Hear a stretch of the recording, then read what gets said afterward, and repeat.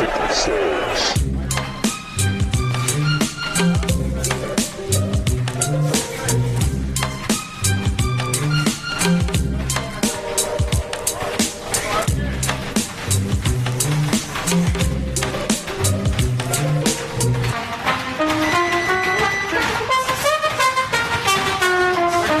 Hello and welcome everyone to another edition of the Corner Guys Boxing Podcast. I'm your host, Thomas Trambox, and as always, here with me, Tim Rivera. What's good, Thomas? Not much. Under the weather a little bit, but our dedication to the people that listen have us having the show come off. And to start things off, Showbox. We covered it last episode. This past Friday, you saw two pretty good prospects. I think one may turn out to be a great prospect as Vladimir Shishkin dismantled DeAndre Ware. We had both Salita on last episode, who's a promoter for Shishkin, and we had Joe Campbell, who is the split T operations manager for DeAndre Ware. They were both high on both their fighters, but Shishkin really surprised me on how advanced he was. I mean, I know he had the amateur record, but sometimes that always doesn't translate as a pro. But I thought he looked really, really solid last Friday. Well, first of all, I would like to once again thank Dimitri Salita and Joe Campbell for being on our show last weekend. Hope to have them on again in the future. As far as the fight goes, DeAndre Ware is no chump. He is a tough guy. No one's ever dominated him. Like, he had a great win against Ronald Ellis in his previous fight. And this really went to show, and this is what Showbox is really, really good for, and this is what it's meant to be, is a show where you see the progression and development of a prospect. And Shishkin is a legit prospect. He looked fantastic. He systematically broke Ware down. Ware just looked like he couldn't process the fact that Shishkin was faster than perhaps he anticipated. It was really a good night. I don't think the other fights were really, to be honest with you, no offense to Salita, but they're not really necessarily worth a mention. That doesn't mean that his fighters didn't look good. It just means that the matchups weren't as favorable as Ware and Shishkin. But honestly, the star of the night was Shishkin. He was fantastic. He definitely is someone that I think you would agree, Thomas, would be someone that we would definitely want to see on Showtime again or any form of television. It was a good night to really open up our eyes on a prospect we really didn't know too much about. Yeah, it was definitely a coming out party for him. Going in, we kind of favored him, but thought it wasn't 50-50, but I was kind of thinking maybe 70-30 for Shishkin, where Ware's capable of springing the upset. Like you said, I don't know how much tape the Ware camp watched in preparation for this fight, but I think one of the things you pointed out, I don't think Ware thought the speed difference would be so much, and it just seemed like he couldn't really figure out the riddle of Shishkin as far as getting inside. The one thing Shishkin has to improve in a little bit, I think, is inside fighting. But aside that, everything else looked like really past where he should be for his 9th pro fight. And it just seemed Ware just had no answers. It seemed like he was stuck in the mud. The style, the speed difference was really something that threw him off. And it just really a dominating performance. I had really no complaints with Shishkin overall. I mean, I think you and me can both agree on a betting standpoint. And this isn't looking through the rearview mirror because I don't like to do that. But I think on a betting standpoint, you and me could both agree that we didn't think that Ware was going to get knocked out, because I didn't personally. I think that Ware is a really tough guy, and I didn't think that Shishkin was going to be honestly dominant enough to knock Ware out, because I'd never seen him really get dominated like that before. And that's what I like to see, man. I like to see fighters that really, I mean, I know he was a pretty solid favorite betting-wise, but I didn't think that he was going to knock Ware out. And I'm always impressed when the opposite happens, you know. And that's why I was so impressed with Shishkin's performance. And it's kind of difficult, you know, to see, you know, who he would face next. Are you gonna maybe give him another guy like Ware, or are you going to up his game up to someone a little tougher? So it's really Salita got himself actually a really good prospect here. I have to say, and I think anyone who saw Shishkin would agree with that assessment. Yeah, definitely. And like you said, it's interesting to see where they take him next. Showbox or any platform would be great to have him on. I would kind of think maybe, I mean, they don't want to jump him up too much ahead. I know they were talking about on the Showbox about him and Caleb Smith, but that seems too fast for him. I wouldn't want to rush him like that. But I could definitely see by the end of next year him being in the top 10 mix where you can put him in against any champion and you think it's a feasibly close fight. I mean, I'd favor him well against Smith in a year or so, or Eubank Jr. or Billy Joe Saunders, any of those guys. I would think that Shishkin has legit shot to beat, I would say, if they were to fight at the end of next year. Well, the only thing about those fights, as you know, in the current climate of boxing, is that there has to be some kind of money towards those fights. And Shishkin is not a name that you could put against Smith or even Eubanks Jr. that would generate money, to be honest with you. Not at this point. Yeah, the risk reward wouldn't be there overall. But I mean, as far as Caleb Smith, he's really searching for that next good opponent. I mean, the Andam fight, that was really utterly pointless. Billy Joe Saunders, who has he really honestly fought? I can't pronounce the last guy, that Chef Fat dude, and Charles Adamu before that, and Lemieux and Monroe Jr. were good ones. But, his resume is really lacking too. Like you said, the risk reward factor may not be there for those guys to fight. But I think in a year's time, Shishkin name value and skill wise, I could see him hanging with any of those guys, if not beating some of those guys.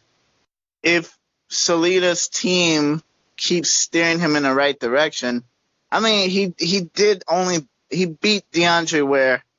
I can't put him in that upper echelon yet. I can't say that he deserves a fight with Smith over someone like Billy Joe Saunders, who I think is an exceptional fighter. It's one of those things where it's a catch-22 for Salita, because he got himself a really good prospect, but now he has to steer him in the late 2019, early 2020s, and mid-2020 to be in position to face someone like Smith, which he is not in a position yet to do so. I think that Billy Joe Saunders and Chris Eubanks, unfortunately, is in a better position to face someone like Callum Smith at this time. I know. That's why I said the end of 2020. I didn't say right now as far as Shishkin. The end of 2020, I mean, You got to figure who's Callum Smith even talking about fighting next Ryder.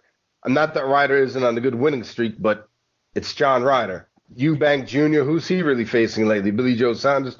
And this goes back to my point where none of these guys are facing each other so far. All of them have resumes where you can really kind of dissect them and see they only have one or two good opponents in 20-something fights. So I honestly don't see any reason why Shishkin, by the end of next year, when he's probably 11, 12-0, wouldn't be a legit contender to face any of the major guys in the division, champ or just a big name that's ranked in the top 5, 6. I absolutely agree, especially if he gets higher competition out like he did Ware. I agree 100% with you on that. Because I could see Caleb Truex, Kid Chocolate's going to destroy Angulo. Angulo shots a bits. So I'll say Peter Quillen could be somebody next that he can maybe look into fighting. There's a few decent names out there. I don't remember the guy that fought Benavidez twice. Gabriel? Ronald Gabriel? Yeah. That could be a step up in maybe the next one or two fights. But there's definitely some guys there for him a fight at 168. I just feel 168 is kind of odd because you have the big names and then everyone else is kind of lumped together. You have Caleb Smith, you have Saunders, you have Plant, Benavidez Jr., and a couple other guys, and then everyone else, Rocky Fielding, Ryder, Kid Chocolate, Truex, all these other guys are all, there's really no differential, in my opinion, once you get past the top, maybe 6 or so guys in division where you look at 7 to 15, and a lot of those guys could be interchangeable. No, that's a good point. I agree with that. You basically have a bunch of fighters, like Peter Quillen is not beating any of these top guys, man. Not anymore. Truex is probably doing the same. He's not beating any of these top guys. Maybe when it's all said and done, Benavidez will come out on the top of the pyramid. But like you said, it's really a division of two classes. It's the elites and then the guys who are chasing the elites that I don't believe will ever beat them. And the funny thing is, Shishkin he's in the middle. He's one of those guys that could be in that elite echelon later next year, depending on what Salita does with him. It all depends, a lot of it depends on who the promoter puts in front of you, man, and how he prepares you. I think the promoter did an excellent job in this case by putting someone very tough in front of him. But it just all depends how much you want to push this guy. What's the kid who was the co-main event on that card? What is his name? I call him Shoho because I don't really pronounce his name well. Agrishiv, whatever. I can't pronounce it. I'll say Shoho. Okay. To me, he looked good for who he had. I actually took the under in that fight where he couldn't get to the middle of the sixth round just because I knew Ramirez was pretty one-dimensional. He's a come-forward, guy where it wouldn't be hard to hit. Shoho actually landed over 50% of his power shots. There's some guys you don't want landing over 50% of the power shots. That's him. I like him as a prospect. I just think if they could work on a jab for him where it's not everything's power shot, if they could work on a jab for him, I think it'd serve him a lot better as far as his career down the line. Here's my problem with him. First of all, he was in Shishkin's position a couple of fights ago when he beat the shit out of Sonny Fredrickson.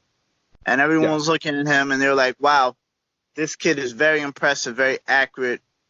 And then you put him against another style in Fox, which I believe that Fox won that fight, and I still do. So that's the thing. You have to, because now I think they just starting over with Shogun. And I don't want to see that happen to Shishkin. I don't want to see him look good against Ware, and then the next fight, they're playing a start over game because they put him in with a guy with a bad style that's hard to look good against. What I will say about this guy is I think he had a long amateur career, which I'm kind of amazed about. He reminds me in a similar fashion of a good friend of mine, Terriano Johnson, and a guy who had a really long amateur career but doesn't seem to be technically that sound. His footwork is not great for a guy who's had so many amateur fights. As you said, he doesn't really throw a jab. Like, he reminds me a lot of Terriano Johnson in that sense that he's just a rugged guy who doesn't have much technical skills to back up the fact that he had such a solid amateur career. I mean, I can concur with that as far as his footwork. I thought looked better this fight than a few of the previous fights, but he definitely needs a jab. And you'd figure for someone that had such a long amateur career, he'd have a little more schooling to him. As far as the Fox fight, I thought it was closer than the cards indicated, but I like the fact that they went and they put him in with somebody who was the opposite style of what most guys he's seen so far. And Fox is kind of, you're not going to see too many guys at 140 that are 6'4" and a southpaw and slick boxers. If he can handle that, even if you think he lost the fight, you would probably think it was close, at least, either which way. I thought he edged it. It was close. But what I'm saying with the Fox fight is if he can handle a 6'4" guy that's a slick boxer, and at least at worst, let's say people think it's a draw, or argument's sake, you think it's a draw, how many of the 6'4" slick boxers are you going to see at 140? Okay, but here's my point. My point is, why do that? Why put him against someone like Sonny Ferguson, who he dominated, and you're going off that momentum, and then you put him with a fighter who has such a fucking slick style and absurd measurements for that weight? Why do that? Why? What sense as a matchmaker, and what sense in developing a prospect does that have? If you put a guy against someone who most people will not look good against, well, what's the point of doing that? I mean, you would think that you want to put him against people at this point that he's going to look good against. And they completely fucked up the momentum of, in my opinion, of him as a prospect when they put him against Fox, because it was a terrible style to put this guy against. Well, the Fox Fredrickson, there's a year separating those two fights. And in between that, he had 4 of the fights. Now, I understand what you're saying with Fox, but at that point, in my opinion, when you're getting close to 17, what was he, 16th fight at that point, you don't want to keep putting Shoho in with the same style that he's seen. Like, let's say for Ramirez, what good would he have facing another 8 Ramirez's in a row that sit there in the pocket, get blasted out, and he doesn't pick up anything from it? I thought the Fox was a good learning experience from a go 10 rounds and to face the style of a boxer, especially somebody that tall. Like Joe Campbell said last week about Lopez facing Nakatani, it was good for him to get those early rounds in the competitive fight and see a style like that now that would help him later on down the road, instead of, if you wait 26, 27 fights in and then you're facing a slick boxer and you're so used to people just sitting there and getting hit in the pocket and getting them out of there in 2, 3, 4 rounds. I just think it's better for him to get a style like that in now than wait 10 more fights and get stuck in a rhythm where he's not sitting there and he's not getting him out of there in 3 or 4 rounds. And then mentally he's like, what the hell? Where do I go from here? He's not falling. He's moving. He's boxing. At least now he's seen that style. And in the future, you can say, oh, well, he saw a slick boxer. And again, he's not going to see anybody 6'4". He saw a slick southpaw boxer, no less. And again, no one's really going to look at it against Fox. But I think it's better for him to take that style on now, when he did a couple months back, than to wait 2 or 3 years and to take that style on then. I understand what you're saying, but in Lopez's case, now you said that Shogun had 4 fights prior to Fox in between Fredrickson. Yeah. Now, I don't know how many of those fights were on TV. I don't remember any of them being on TV. But what I will say is that when Lopez was building his resume before Nakatani, he had 5 straight knockouts, I believe, on television to make the fans think, see that he looked excellent. He saw different styles. He took on Diego Magdaleno, who was I believe his toughest fight at the time. So split team management did him a good service by putting him on TV fights against fighters that he can build a knockout resume off of, until they put him against Nagatani. And Nagatani is the warm-up fight apparently before Comey. So everything had a plan to it that worked out to the T. I do not see how you can have Shogun against Fredrickson have 4 fights that I believe weren't on television, and then his next television fight is against someone who's a slick 6'4" southpaw at 140 pounds. I just don't see the logic to it. But you and me will disagree on this issue until we die, Thomas. I just want you to know that. Well, you also have to figure Teofimo Lopez is from the U.S. He's from New York. He has a built-in fan base already. A lot of his fights have been in New York, where from a promoting standpoint, he can sell tickets because obviously he's from New York. So he can sell tickets. So, with Shoho, a lot of these fights, well, number one, he's from Uzbekistan. So he's not going to have a built-in U.S. fan base, which I understand you want to get him on TV. But also this comes simply down to split team management has more TV connections right now than Salita does, which isn't nothing to knock Salita, but I just think split team management simply has more TV connections at the time. I do remember one of the fights, I believe, being on TV. I don't remember which one. I think it was the only one that was in New York, I think. Oh, the Wang fight. I believe that was on TV on some undercard in April of 2018. But I mean, I can just understand despite but your point, but every fighter wants TV exposure. There's only a certain amount of cards, and with him not being signed to a DAZN or an ESPN Plus or any of these networks, all he really has is just to get on Showtime undercards, which Showtime itself seems to be fading away as far as the amount of cards they're putting on. So you're basically left with Showbox, and if you can work him on another card or he signs with a promoter. So I think that Salita's doing the best he can with him right now as far as him not being signed to a major promoter or a major network. No, I agree. Salita, as far as giving his TV exposure, is doing a fantastic job. I'm not arguing that point. The only point I'm arguing is you don't put someone who has TV exposure against such a tough style and make them lose their momentum as a prospect. That was my only point. As far as TV exposure, Salita's doing a fantastic job. And like I say, he got the biggest female star in boxing right now, and he's done a fantastic job putting her on television. I mean, I can't criticize Salita as far as giving his fighters airtime. I just question the move of putting this guy in against Fox on a television fight when you know that's not a style that someone is going to look good against. That's all I'm saying.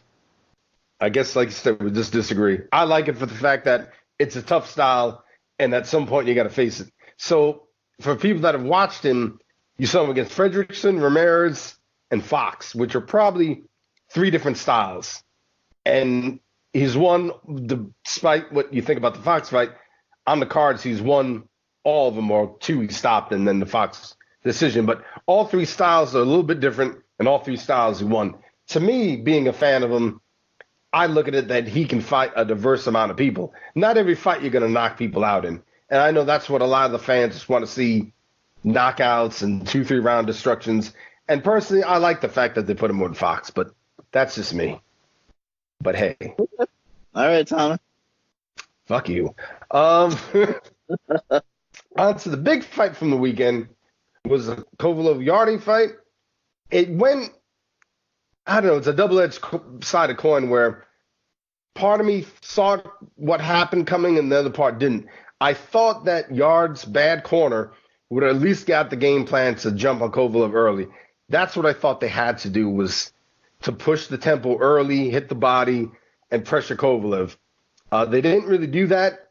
Still, Yarde almost had him out in the 8th round, and then he was just out of gas, which I assumed at some point he'd be out of gas and tank himself out, which did happen. It was just a little bit later than I anticipated. Well, this was a weird fight, man. I'll say this, that in a lot of the fight, Yarde, he looked like Adrian Broner against Pacquiao, man. You know what I mean? He just, it looked like a lot of the fight he was just trying not to get knocked out by Kovalev. Kovalev really dominated the fight with just a 1-2. It was amazing how effective his jab was in this fight. But it really goes. It's very interesting because Yarde, what can he do with a good corner? Because he has good hand speed. I don't think his power is anywhere as good as his record indicates, but he has good hand speed and he has actually really quick feet from what it looks like. So what would he be able to develop into if he had a corner that can actually nurture that? Would actually be very interesting to see. As far as the fight, the 8th to 12th round was, the 8th to 11th round was very fascinating. The 8th round, it looked like he had Kovalev out of there, and I'm very impressed and happy that the referee had the sense in mind not to stop the fight, not to have a quick trigger. And then the amazing thing is from the 9th to 11th round, Kovalev put on an absolute boxing clinic against Yarde, an absolute boxing clinic. He looked better than he did the entire fight in the 9th to 11th round. It was really amazing. It's like Yarde forgot everything that he did in the 8th round and couldn't replicate it at all in the 9th, 10th, or 11th round. Like you said, he did look gassed a little bit, which is not good, man. He just looked in too good of shape, man, to be gassed like that. So this really boils down to the fact that what would he do with a better trainer? Because I think he does have talent. Just the fact, as far as Kovalev goes, where does he go next? I know Canelo is the predicted route, but there's a lot of names in that division that I would love to see him face besides Canelo. Canelo-Kovalev fight would obviously be for casual fans and probably have a lot of stipulations and restrictions to it that I just don't dig. So that's my take on the fight. I think Yarde with any type of corner would be much better. I don't know if you saw the video where it compared both corners round per round, and it showed what McGirt was telling Kovalev opposed to what Tundi or whatever his name is was telling Yarde. Most of Tundi's instructions was lines in the corner. So what you're telling me is that lines in the corner is your best corner work instructions you can give Yarde. And beginning the 8th round, between the 7th and 8th round, he also told Yarde to empty his tank this round and get him out of there. So there's a correlation of what Yarde did is what his corner told him to do. They specifically told him, empty your tank and get him out of there. The only problem is he emptied his tank and didn't get him out of there. Body-wise, he does look in shape, but I said it last show, these muscular builds do not work in boxing as far as endurance over 12 rounds. It showed with, I still say Joshua, if you notice in a lot of fights, he takes a lot of rounds off. He's inactive. Andre Berto, it's happened to before. Yarde's the next example. Big, strong, muscular builds, to me, don't work in boxing. But we still see it. I mean, I guess it wins you fights before the fight starts and, a body contest. But when the fight starts, you see what happens. As far as Kovalev, I mean, the only fight that makes sense is Canelo next. There's no point for anything else. You're 36. You showed in this fight and the Alvarez fight. Brandon McGirt wasn't there for the first Alvarez fight. I will say about McGirt, Kovalev, along with Gotti and a few other fighters, he can really extend careers on the top level. In Kovalev's example, an upper level. He can really extend the career of fighters. And McGirt's one of the better trainers out there. But there makes no sense for Kovalev to do anything else but to fight Canelo. Despite if they want to fight at 170 or if they want November 2nd and he doesn't have time to relax, you're boxing to get paid. The Canelo fight will be your biggest payday ever and probably will be equal to 5 or 6 fights combined. The Canelo fight is the only fight that makes sense. He's going to probably get stopped to do a body work from Canelo. There's no chance he beat Canelo by decision. But take the money and retire. I agree with you. I agree, Thomas. Yeah, you're right. That's going to be the only fight. Like you said, I think you and me both know that there's going to be a weight limit to the fight. I think you and me both are smart enough about boxing to know that Canelo's not going to face him at Kovalev's full strength. It's not a bad fight. I would certainly watch it. I mean, it's actually a pretty quality fight. So no, you're 100% right, man. He's 36. It's the money fight. There's no reason for him to take any other fight. It's a very, very big fight promotionally for Canelo, as far as he'll take another title in another division. So yeah, I agree 100% with you, man. That's the fight that happens next. It's definitely a fight, to be honest. Even with a weight restriction, I would definitely probably still watch it just because I think the styles are actually, really good. It's a really good clash of styles. I think both of them are good boxers, and it would be a really good fight. I know it's not going to happen, but hopefully it's in New York. But I know that's not going to happen. It's probably going to be in Vegas or somewhere like that. But, yeah, I agree 100% with you. That's the next fight that should happen. And fuck it, man. I'm with it. Because I was doing my rankings for Friday. I release rankings each division on Fridays.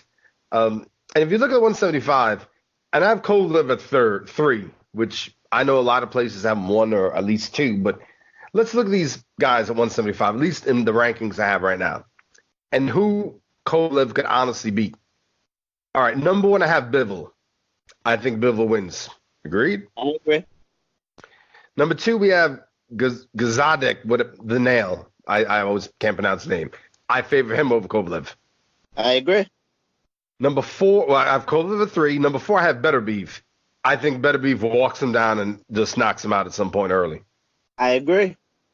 5 have Alvarez. Kovalev split with Alvarez. That second fight, Alvarez just didn't let his hands go for whatever reason.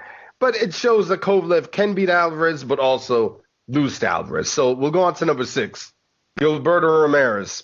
I think Gilberto Ramirez has too much work rate for him, outworks him. I agree. 7, Abadu Jack. If he's still boxing, I'm not 100% sure. That's the fight Kovalev could win because Jack is in the same position where he doesn't have a lot of gas left in the tank. So 7, Kovalev could probably win, but where is the public demand and the high payday for Kovalev Jack? I mean, I don't want to see that shit. Yeah, neither do I. Nothing against Jack, but, Number 8 is Pascal. That's the fight Kovalev will win. He beat him twice. Pascal has nothing left.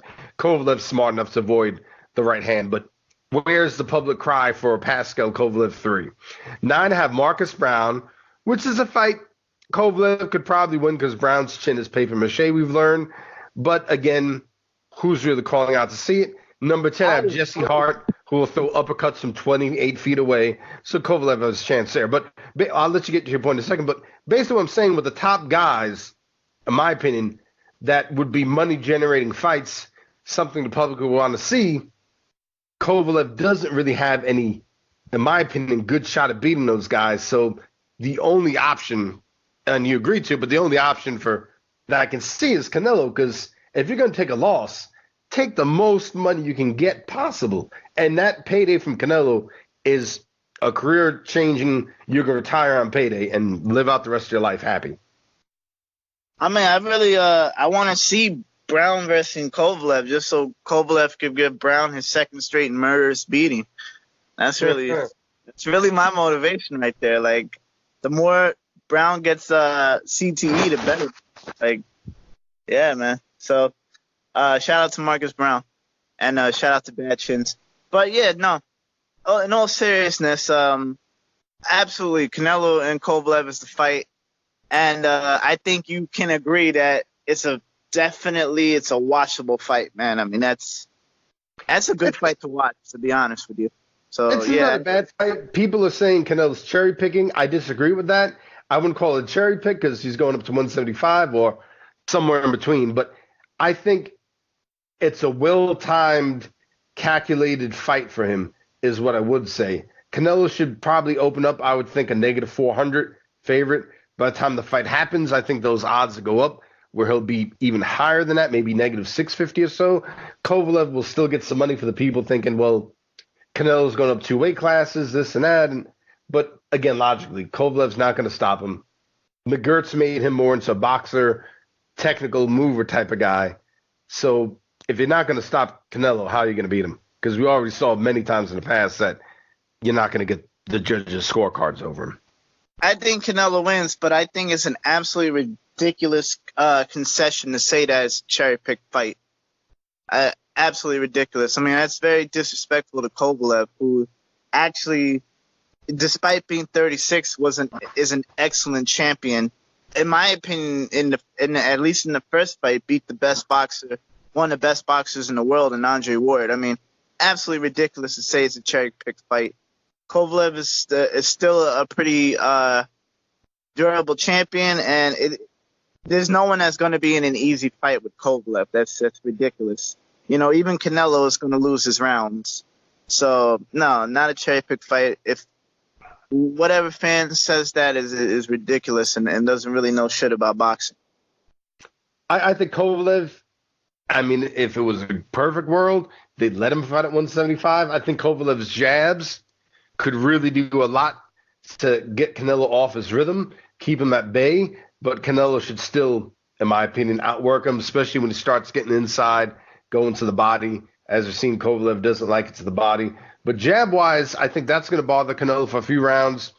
Kovalev has one of the best jabs in boxing to me, and maybe one of the hardest, definitely, as far as pound for pound per division. His jabs are like some guys' power shots. He throws a really, really stiff jab. Absolutely. I just do you personally think that's a cherry-pick fight for Canelo? No. Like I said, I don't think it's a cherry-pick fight. I think it's a very well-timed and calculated fight. And that's what Canelo's done with a few of his fights as well. But It's well timed. It can't be a cherry pick because Kovalev is in my top three of the division. He has a belt, but yeah, again, it's good matchmaking on Golden Boy's part and Canelo's part to go after Kovalev. I agree. I mean, it's like Floyd used to do the same thing in a manner of speaking. I mean, some fights Floyd really did cherry pick, and in some fights Canelo has. I mean, Canelo fought fucking Chavez Jr. Enough said. I don't think it's a cherry pick fight, and it's personally a fight that I'm looking forward to seeing. Like you said, if he's opening up as a 400 favorite, as you predicted, which I think is very fair to say, there's no way that's a cherry pick fight. And I mean, I just look forward to if it's in November to seeing some good boxing, because that's a good fight in my opinion. It definitely is, and I am much happier to see that than to see Canelo versus Derevchenko, which I don't think would have been as good as a fight. So whether it's the right time or not, whether Canelo's going to dominate him, on paper it's a good fight. For his legacy, it's a good fight. And I'm definitely a supporter. I'm with it. Speaking of legacies, one question I see going around the internet revolves around Kovalev, if people think he's a Hall of Fame fighter or not. Now, I want to hear your opinion before I give mine, but mine is a two-part opinion. But as far as Kovalev's career, do you think he's a Hall of Fame fighter? That's a tough one, man. It depends what metrics you have to see if someone is a Hall of Famer. I guess with his contemporaries and his peers who he's faced nowadays, I mean, he's a borderline Hall of Famer, man. He's like he's a borderline Hall of Famer. He's like, you look at him against like some of the all-time greats, I don't think Kovalev stands a chance against the all-time greats at that division. I'd say he's a borderline Hall of Famer, to be quite honest, man. If you go by today's standards, I guess he beat Bernard Hopkins. He was very competitive against Andre Ward. I had him winning one of the fights. Besides that, man, like his resume is pretty decent. I'll put him in the Hall of Fame just because of the era and just the fact that a lot of his contemporaries don't really have the. I don't know. I'm kind of losing my train of thought here, but to answer your question, a borderline Hall of Famer, not a first ballot, but he will get in. I think he probably has a good shot, just because the Hall of Fame, I think, in boxing isn't as strict as other Hall of Fames. I'm a huge Klitschko fan. I don't think Vitaly's a Hall of Fame fighter. I think Gaddy had a lot of exciting fights. I don't think he's a Hall of Famer, in my opinion. De La Hoya carried boxing, being a pay-per-view star in the face of boxing for a while, but he's lost just about every single big fight. I don't really think he's a Hall of Famer, in my opinion. So the boxing isn't as strict as, let's say, baseball, where you see guys you're like, oh, these guys are great, and they have to wait 2, 3, 4 bouts. Some guys are still waiting. As far as Kovalev's resume, he was the number one guy at 175 for a while, so I'll give him credit for that. The Ward fights, he lost the first one as far as what the record books say, so I'll count that as a loss. If you look at his resume for what his top 3 wins are, in no particular order, you'd have to say beating Hopkins, who was in his late 40s, the first Pascal fight. I mean, is it the comeback against Alvarez? And obviously Alvarez and Pascal aren't Hall of Fame fighters. Hopkins is, but again, he's in his late 40s. I think he has in my opinion, if I was running the Hall of Fame, I wouldn't put him in. It's nothing against him personally. I think he's had a great career as far as modern day, but in 15, 20 years, is anyone going to be like, oh man, you remember Sergey Kovalev? No one's honestly going to remember him. I mean, real, true, hardcore boxing fans will, but average fans, no one's really going to remember him. No one's going to remember that epic brawl fight or anything of that sort either, in my opinion. The Ward fight, maybe, but aside that, it's like what's anyone going to remember? And this is not to downplay him at all in any sense. I think he's a great modern day fighter, but when you look at boxing as a whole, I just don't see him as a Hall of Fame fighter. But again, the other side of the coin, the Hall of Fame kind of lives off their own recipe of who they bring in, and sometimes it's just the names of people, and I think that's what may get Kovalev in. I just, in my opinion, I don't feel he's a Hall of Fame guy. Not to discredit anything from him. If he was to beat Canelo, then I would say that would be, when you have an epic career-defining win at 36, almost 37, against the guy that's pound for pound top 5, I think that would push him to get in the Hall. But if he loses to Canelo and that's it for a career, which I think it probably will be, I think he just falls short, in my opinion. Well, as I say, he's a borderline. I agree that his top 3 wins are not that impressive because, like you said, it's Pascal, Alvarez, and Hopkins. He's a borderline to me. I mean, I think he'll get in, but he won't get in the first ballot. He won't get in his first year. As far as someone like Vitaly, man, I think Vitaly could have. You don't think he could have beat a lot of people in previous eras with the chin and the sheer size? And I think he could, but what does that matter when he didn't fight people in previous eras? Well, I mean, is that not a metric where you at least see how someone would be a Hall of Famer? To me, it's not. Just for the fact that you can look at – I have this argument all the time about people with Roy Jones. Roy Jones was a great fighter as far as when you watched him in the ring. It looked like he had everything going. He's a Hall of Fame fighter as well, don't get me wrong. But I hear people say Roy Jones is the best middleweight of all time. What's Roy Jones' big middleweight win? A Green Hopkins. What's his next best middleweight win? Can anyone name it? All right. I agree with that, man. But and not to cut you off, but also Ike Ibuchi. How many times have I heard the story of Ike Ibuchi could fight Jesus, knock him out in 28 seconds? Ike Ibuchi is the greatest heavyweight myth, or one of them, for the fact that everyone lives off what he could have done, not what he did. And again, I'm a huge Klitschko fan. I followed the Klitschko since the Olympics. Vlad and Vitaly, I followed early in his career as a pro, but I just don't see him being a Hall of Fame fighter when you look at his wins. I mean, you can only beat who's put in front of you, man. They're their own promoters.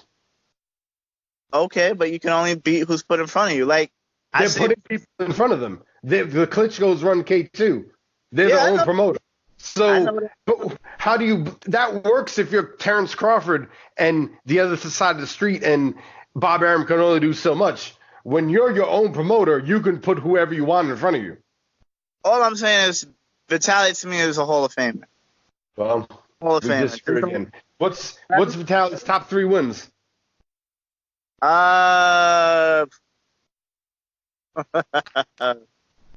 His top 3 wins. They're not very good.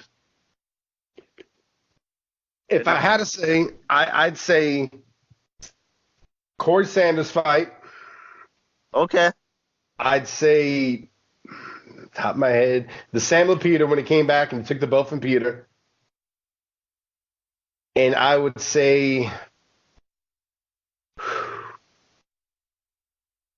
maybe the Herbie Hyde or maybe the Solis fight, maybe the Demick. Again, it's not a knock on Vitaly. I think he was a great fighter. Like you said, if you match his size and chin up against, smaller heavyweights from the 60s and 70s, he'd probably stand a good chance to beat a lot of these guys. But the 2 different eras, and they never fought these guys. So all we have to go by is what he's done in the ring. Yeah. And to me, and again, I'm a huge Klitschko fan. To me, it's not enough for the Hall of Fame. Vlad, I'd say yes, because Vlad constantly fought the best guys in the division. Even if they weren't big names overall, Vlad always tried to fight the best guys in the division at the time. And for whatever reason, Vitaly never did that. And he had the retirement and, that, and he came back. And to me, his resume just lacks to be Hall of Fame. Overall record looks good, 45-2. If he would have not been cut and actually had beaten Lewis, I think that would have pushed it. But also another fighter I like to say that I never particularly liked. Well, I like Vitaly, but I never liked Riddick Bowe. Riddick Bowe lives off the 2 Holyfield wins, which are great wins because Holyfield's in the Hall of Fame. Went 2 out of 3 Holyfield. 43-1, 33 knockouts. Great record for Bowe. If you look at who else Bowe's fought, off the top of your head, after the Holyfield wins, I have to look this up because even I don't know. Who's Bowe's next big win after Holyfield? And not to cut you off, but mind you, this is in the late 80s, mid 90s, which is a pretty good era still for heavyweight boxing. Absolutely. Oh, listen, off the top of my head, I don't have BoxRec in front of me. I don't know what his second biggest win besides Holyfield is. What I will say about Riddick Bowe, and it's tough, man, because I suppose that when you're judging a fighter, from what I'm getting out of this, your whole metric is resume. I look at resume and who they fought, and I think that is the biggest thing, in my opinion. Not what they could have done, what they did. Because, again, Ike Ibuchi could have done a lot of stuff if he wasn't a maniac. What does that prove? Does Ike Ibuchi go to the Hall of Fame? I agree. I mean, it's tough to say, man, because, honestly, Riddick Bowe had one of the best jabs I ever seen, and he was probably one of the best inside fighters for a heavyweight I ever seen.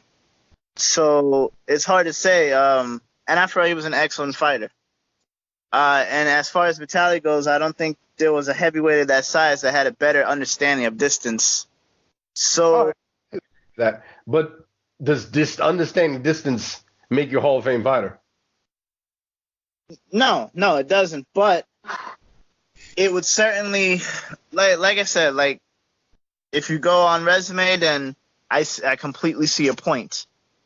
If you go on the fact that those attributes can beat great fighters, the fact that Vitaly is a huge guy that understands distance more than a lot of heavyweights I've ever seen, and just the fact that Riddick Bowe is, it's very hard for me to think of a heavyweight who was a better inside fighter and who had, a very underrated jab. These are attributes that can beat great fighters. But as you said, that's just hypothetical. So, if you go on resume alone, a lot of fighters that are in the Hall of Fame wouldn't be in the Hall of Fame. And that's my point with the Hall. It's like, and especially with Bowe, it doesn't worry you at all that a guy in the Hall of Fame besides Holyfield, and I guess you remember the Galata DQs, both fights he was losing, you can't really think of what his best win is besides Holyfield? I can't, no. You forgot 44 fights because he lost one to Holyfield. A guy with 44 career fights, many people out there can't think of anything past Holyfield. I don't know. Just, to me, it makes you wonder. But on to bigger and better things, I suppose. This weekend, coming up, we have some more boxing action in store. A lot of good cards coming up. Well, I lied. There's not a lot of good cards. There's some cards. Laura fights Alvarez August 31st. That's a huge epic. Who cares? It's unfortunately not Canelo Alvarez. It's Ramon. Who cares? Facebook has a card on August 30th. August 29th, UFC has a card. The biggest card, though, which should be pretty good, the ESPN card on Saturday, which features Lomachenko against Campbell. There's also the interesting fight of Hughie Fury against Alexander Povetkin. And one of my favorite prospects, Joshua Butasi, is facing Ryan Ford, and also a WBA flyweight title with Charlie Edwards and Julio Cesar Martinez. I'm unfamiliar with that low fight, especially with Edwards being from the UK. But the Lomachenko-Campbell fight, to me, seems a lot more interesting than what people are thinking. I think Campbell's size, and I hear a lot of people say this, the size at first will probably bother Lomachenko a bit, but I'm struggling with this fight because I think Lomachenko is going to win 100%. But from the betting perspective, and I love asking about the betting perspective, Thomas, it is a tough fight because Campbell has never been knocked out. Even though he has been down, he's never been knocked out. for some reason in my heart, I believe that Lomachenko is going to stop him. But I don't know when. I'm thinking late, maybe 8th or 9th round. But I think Lomachenko is going to win this fight. Campbell he's a solid fighter, but I don't think he's on that echelon that Lomachenko is. And I don't think stylistically, I just don't think it's going to be a fun fight to watch. I could be wrong, but I just don't think it's going to be a fun fight. So I see Lomachenko winning this fight. For some reason, I'm thinking late stoppage, but it's one that I'm really wrestling with because it could go the distance. I don't really see in my head any way that Campbell's going to win this fight. I know some people say he's going to give him problems, and that I even seen in some boxing forums that people think that Campbell's actually going to beat Lomachenko, which I think is absurd. But I think Lomachenko wins. I'm going to go by late stoppage. It seems feasible. Lomachenko right now is negative 1670. So people have him as a moderate favorite right there. You know, it's hard to bet money on Lomachenko outright. I don't see a one over and under as far as every site has one. One site I'm looking at has varied over and unders, which looking at it, 8.5 looks like what people are kind of thinking. 8.5 is the over and under. That's the closest. Negative 125 over, plus 110 under. So by that, I'm thinking that this site is thinking this fight ends somewhere the middle of the 9th to the middle of the 10th round, which is, I mean, pretty feasible. Like you said, you're going for the late stoppage. I could see it being a late stoppage or decision. I don't see Lomachenko losing unless they rob him, which would be a shame. But Eddie Hearn's getting desperate. You never know. But the show's going to be on ESPN Plus, so I guess Top Rank's handling the show, so maybe that'll help out as far as any trickery as far as judging goes. But Campbell, like you said, he's a really solid fighter. I just don't see him having all the tools to beat Lomachenko. He's a southpaw, so that may throw a few minor issues. He has the height and the reach on Lomachenko. I believe Campbell's 5'9". Lomachenko is 3 inches or so shorter. Campbell has a really good reach advantage. I think it's almost 6 inches.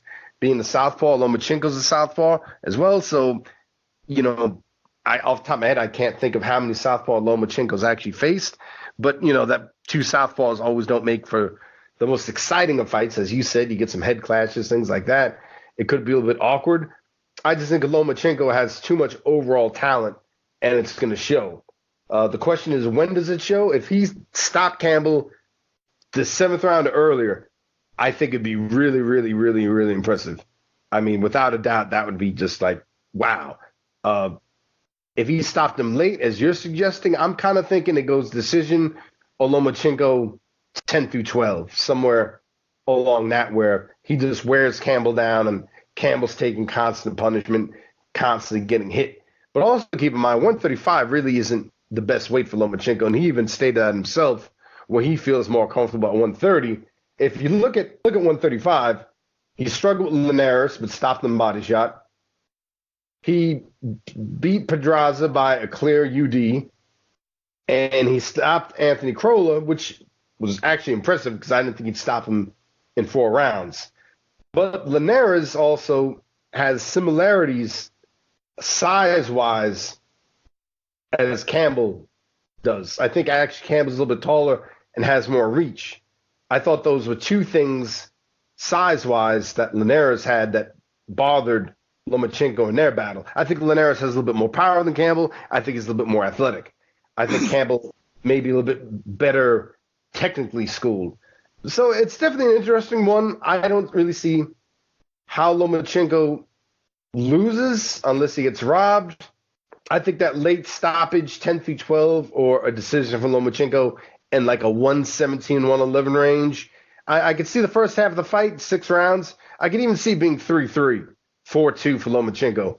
But I think once he figures Campbell out, he's going to up it a gear. And then it's up to Campbell, who's going to have to show more tools in the bag, which no knock against him. I just don't know if he has those tools to beat somebody like Lomachenko.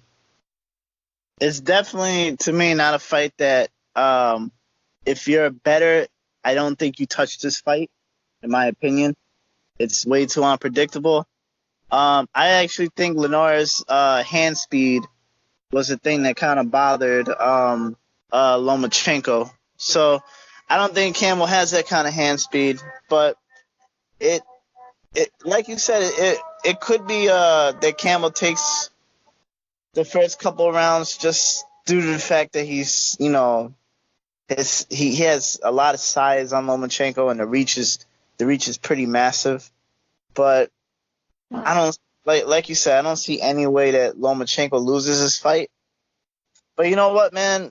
Upsets do happen in boxing, but I'm pretty sure that Lomachenko's going to win this fight, to be honest with you. And honestly, if it wasn't for the fact that we did this boxing podcast, it would probably be a fight that I skipped, because I don't see much appeal in it. I think I just think it's going to be an ugly, boring fight. But Lomachenko probably will win. It'd be good to see him take on a actual top fighter next, which doesn't seem to be easy. It seems like Lomachenko is stuck with these fighters, these B-level fighters that he can dominate. So it doesn't seem to be easy to match Lomachenko. It doesn't seem like any of the elite fighters want to fight him. Unfortunately, it seems like we're stuck with these B-level fights that could produce ugly styles. So it's not a fight that I particularly want to watch. I'm just going to watch it just due to the fact that we do a podcast, and I need to have some kind of reference on what happened in the fight. But I'm not interested, to be honest. I watch any Lomachenko fight. I think he's a great fighter.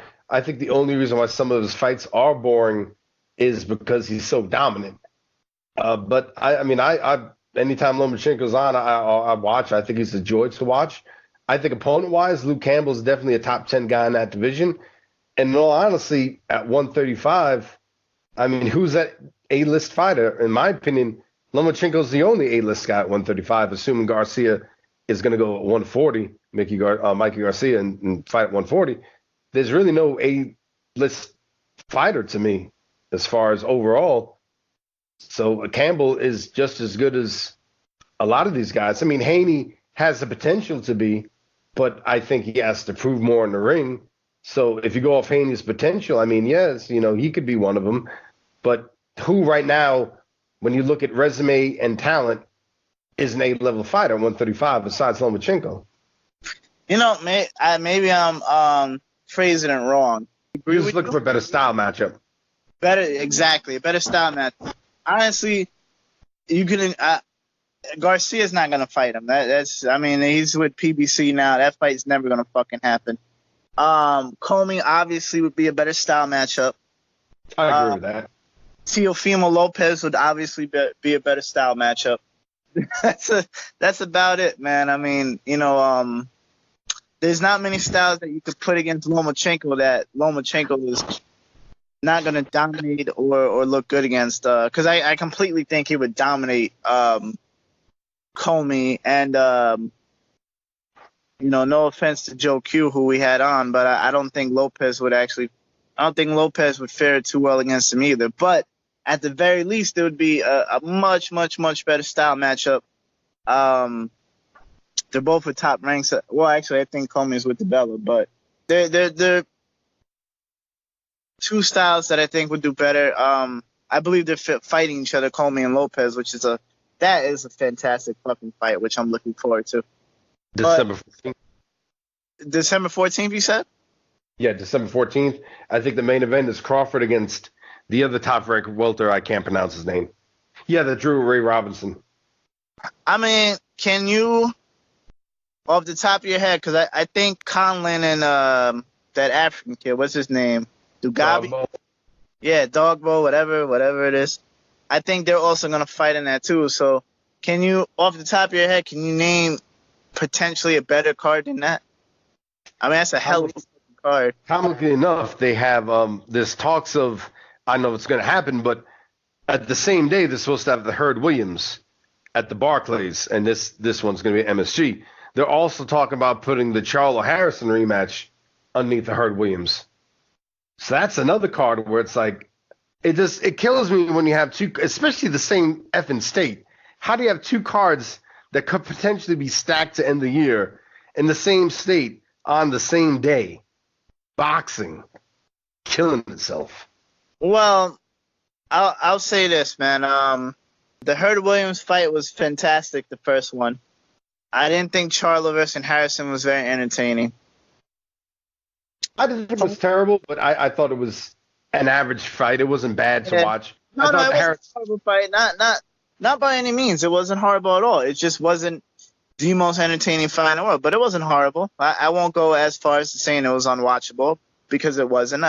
It was a good fight.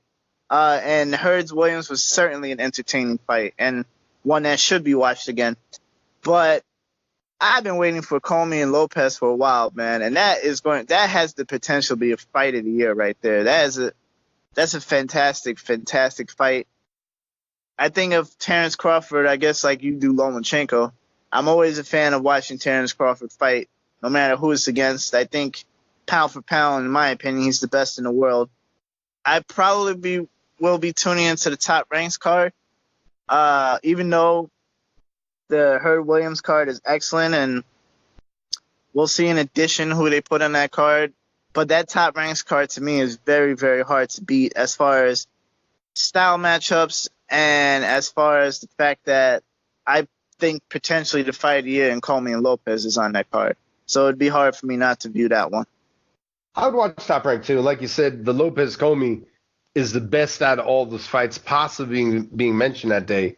And Crawford has the most star power out of anyone there. So I would watch the Top Rank card. But, it annoys me, like, for example, next weekend, there's really nothing going on in boxing. We should have a special guest on, hopefully. That'll give us some topics and discussions. If not, there's really nothing in the upcoming weekend to talk about. And there's nothing really in the prior weekend, which is really the only good thing is this Loma card. So with all these dead weekends you sometimes have in boxing, why not just put a card like that sometime else in December? That's all I'm saying. Not that the Hurd Williams, which card's better, but out of all the weekends of December, when it comes November, let's look. And if they do put that fight card together at the Barclays, the Hurd Williams in the undercard, and then the Top Rank card does come off with Crawford headlining and all the undercard, you couldn't put one of those cards on, another day in December? December 7th, December 21st, something. Because not every weekend has good boxing or even boxing at all. And especially December being the end of the year, I think that's probably going to be the last hurrah for boxing. And I just wish one of the cards, just go up or down a week. I know, it has to do with venues and what's being shown and, things like that, schematics and everything. But I just don't want boxing to be completely dead in December. Besides two great cards on the same day in the same state, in the same, to me, it just boxing shooting itself in the foot. Not everyone has DVR, things like that. So some people can only catch one card and watch the rest on YouTube or something. So to me, it's like boxing. I don't know. It's one of those things where it just kills itself a little bit. Bro, I 100% agree with you on this point. Despite what I think about the Charlos, that is a pretty important fight as far as the 154-pound division.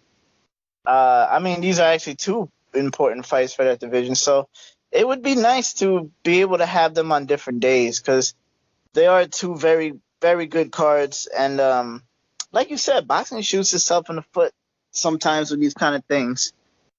But, especially being in the same state. It's like MSG Barclays. How many less fans are you going to get for, you're like splitting the fans up even as far as attendance. If one would be in New York and one be in California, then I'm like, all right, well, it sucks, but, plan the DVR out or something or YouTube.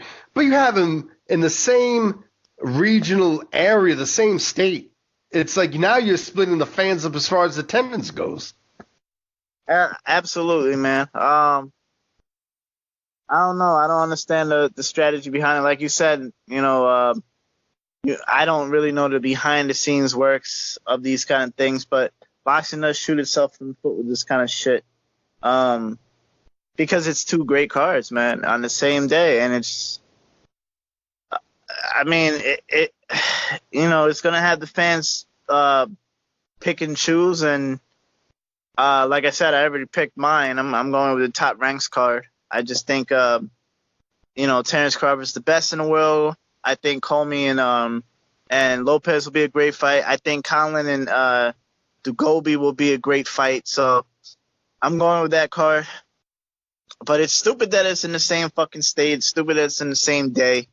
Especially because Williams and Hurd was such a good fight the first time around. I mean, I think that to me is one of the best fights that I've seen recently. So it's a shame. It's a shame. Like you said, boxing shoots itself in the foot. Is the absolute perfect way to describe this strategy. Boxing. But on to next week. Hopefully I'm feeling a bit better and won't have to sit there and cough away from the mic. We should have a special guest, or at least, at worst, a guest co-host on. So that's going to take up some time, give us another interesting interview or maybe perspective to hear out. Also on Twitter, for people that want someone that is worthy of following on Twitter, if you look at Hock, H-O-C-K 1717, he's a really good guy. He posts up a lot of clips of fights that most people don't get a chance to see. He put up the Kirkland one-round destruction in his comeback, so you got to see that on this page. And he puts up a lot of overseas fights as far as, stuff normal people wouldn't get a chance to see. Japanese fights in Australia. And, it's a really good guy to follow. So Hock, H-O-C-K 1717, you get a lot of good highlight clips, a lot of good, news feeds that you normally wouldn't get. If you want to follow the Corner Guys Boxing Podcast, my Twitter is TTRAMBOX, TTRAMBX. I don't think Tim has Twitter for social media, but you can follow us as well. We like talking about boxing, and we'll post up some interesting things here and there. And that's pretty much it for this show. Until next week, folks, enjoy the Loma fight, and take care. As far as I got one thing to say before we go. Shout out to all the fans that watch us. And let's boycott this Spence and Porter fight, man. It's one of the shittiest undercards that I've ever seen. So have a good day, folks. Love you. Which undercard? The Spence and Porter, man. Absolute trash. You're out of your mind. Absolute fucking trash, man. How is that undercard good? All right. We'll get into this next week because we're not going to have too much to talk about. But I will touch on it right now. Let me actually bring that undercard up. There you go. Oh, shit. We're extending the show. Let me bring it up. We'll extend it for like 5 seconds, then we'll get into next week. Matter of fact, we'll get into it next week. Hell with it. That's going to be our topic next week. Tim thinking that undercard's bad. Until then, folks. Yes, there you go. Tune in next week, folks.